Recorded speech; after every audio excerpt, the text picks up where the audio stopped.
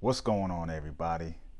Mr. Logan back with another video. So I wanted to talk today about ETFs, exchange traded funds. Some of the best investments I've ever made are in ETFs, especially as a beginner. Is one of the ones I tried first. Similar to a mutual fund, it's literally a basket of stocks. So there are different types of ETFs, but today we're going to talk about the S&P 500 index fund by Vanguard, which is one of the best out there.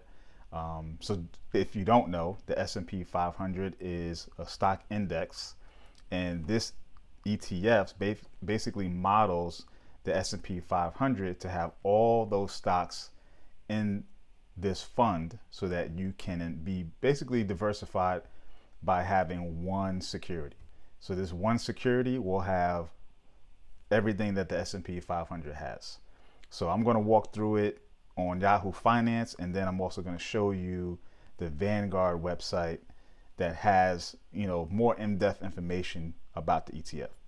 So why would you want to invest in the ETF, especially if you're a beginner?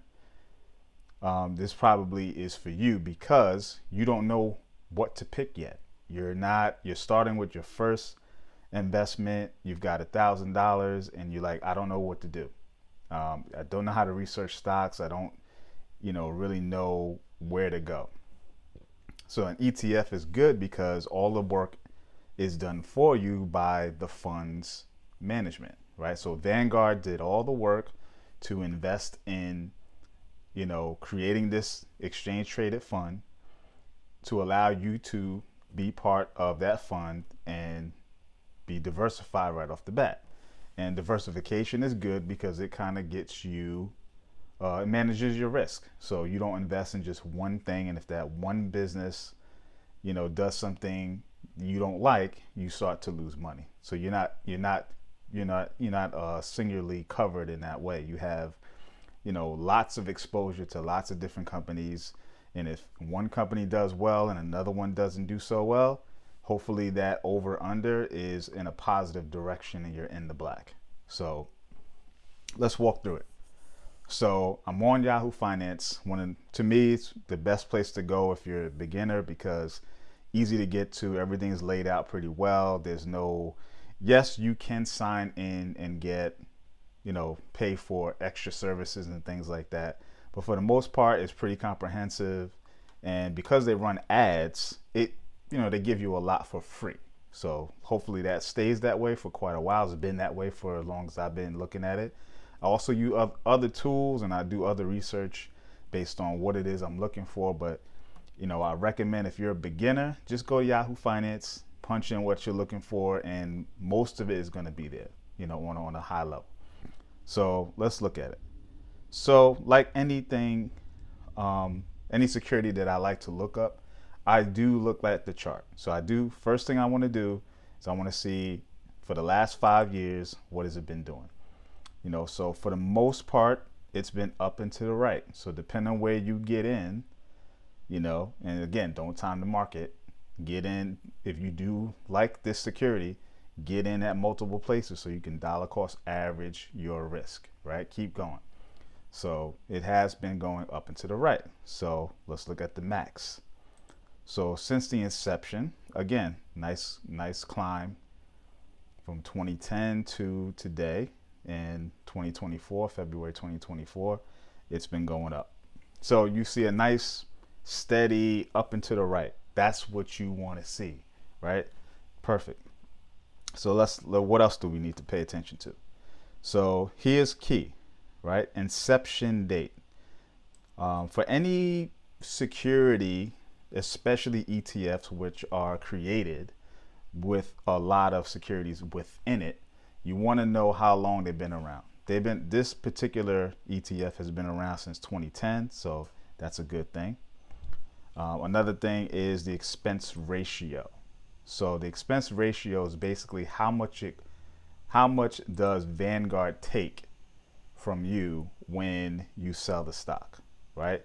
So again, this is a managed, or I don't know if it's managed or actively managed or passively managed. But either way, any ETF or mutual fund will have fees associated with it. Unlike if you just bought a stock outright, they don't have fees.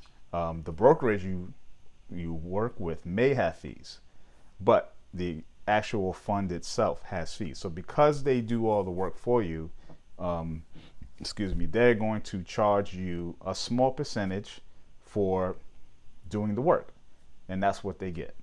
Vanguard is known for being one of the lowest in the industry, so 0.03 isn't bad. There definitely are much higher ones out there. I go with mostly Vanguard ETFs. I like them. I think they're solid. They kind of revolutionized the ETF game, and so I like to stay with them. So that's something to pay attention to. So just like anything, you want to look at the 52-week range. So what has it been doing in the last year? So it went from $350 to about $463 in the last year. So right now we're sitting at $462. So it's at the higher end, and hopefully that's trending for the next 52 weeks to be even higher, right? If you're going to invest, you want it to grow, right? That's the point. So the whole point of an ETF is the holdings, right? So in the chart here, above here, you can see the tabs. We're going to go to holdings. And so in the holdings, you're going to see a few things. First, you're going to see the composition. Basically, all of it's the composition, but the overall composition is that this is 99.79% stocks. So basically 100% in stocks, with bonds being almost nothing. And then it tells you the sectors that they're in. So you have, most of it being in tech, right? Tech is big. We're in the technology age. Almost all companies have some sort of technology involvement in their business. So that's the biggest sector, and it's 30%. Then you have healthcare at 12%, financial services at 12%. And again, this is the S&P 500. So this is a whole stock index. So everything in it is here. 500 companies, 500 largest companies in the US, S&P 500. This is modeling the same stock. So you're buying the whole stock market, essentially, right? That's what you're buying, or the whole index. So let's look down, and this is the most important part. The holdings, right? The top 10 holdings, which makes up 31% of the entire holdings. These top 10 hold 31% of it.